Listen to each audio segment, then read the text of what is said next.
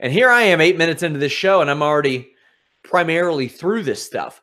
MVP Paul Daley. Paul Daley is the man who once got wrestled to a degree where he was heckling Bellator during the show. He was heckling Bellator as Douglas Lima was laying on top of him. All right, I think maybe it was Jon Fitch. And he threw, I think, 0 punches in the first round of this fight. Miserable. Somebody says prelims were great tonight, 6-7 finishes. Usually they are on Bellator. Usually they're really inexperienced mismatches, and they are pretty good to that degree. This fight sucked as well. MVP didn't do a whole lot. He doesn't have great takedown defense. He'll cross his feet up a lot instead of spreading his legs out up against the cage. And with his body composition, that is a recipe for disaster. I don't think that that was a very, very good idea. Now, I want to talk after this fight about why it happened where it did, because that's confusing enough.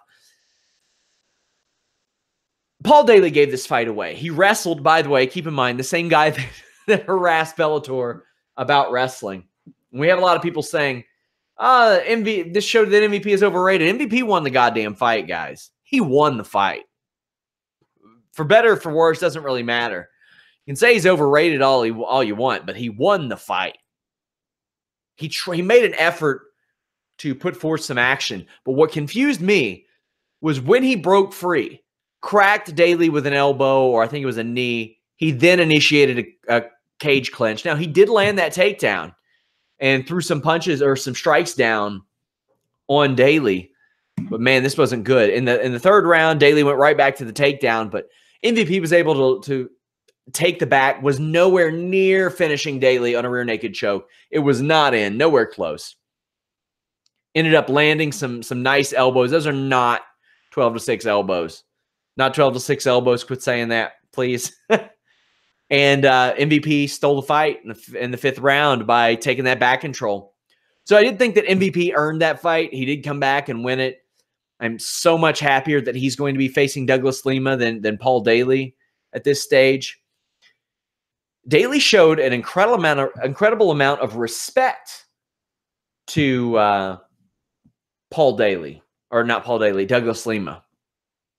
That was very surprising to me because he doesn't really show respect to a lot of people.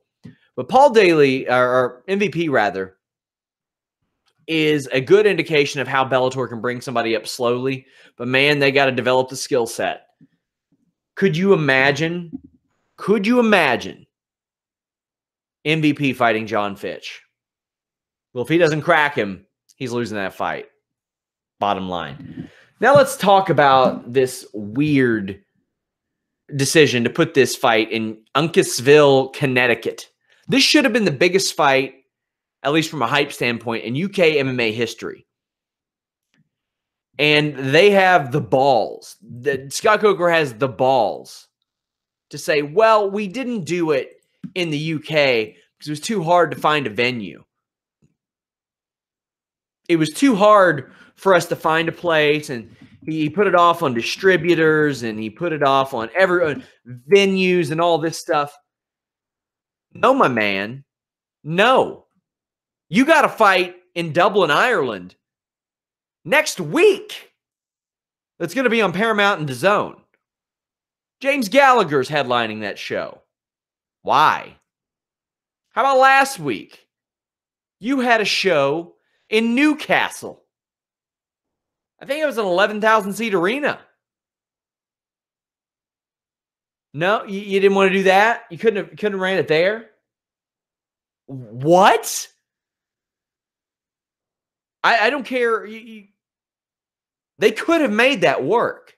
There's no reason they couldn't have made that work. So instead, Uncasville, Connecticut got this. You mean to tell me that this fight with Aaron Chalmers and Patricia Pitbull underneath it would have done great in the UK? It would have done fine. It would have done just fine. Probably would have made more money off of it over there than they did here. I don't have the attendance figures yet. You did not need this fight in Uncasville, Connecticut. You did not need 2 shows back to back. Man, that was such a weird. Bellator makes some really weird decisions, man.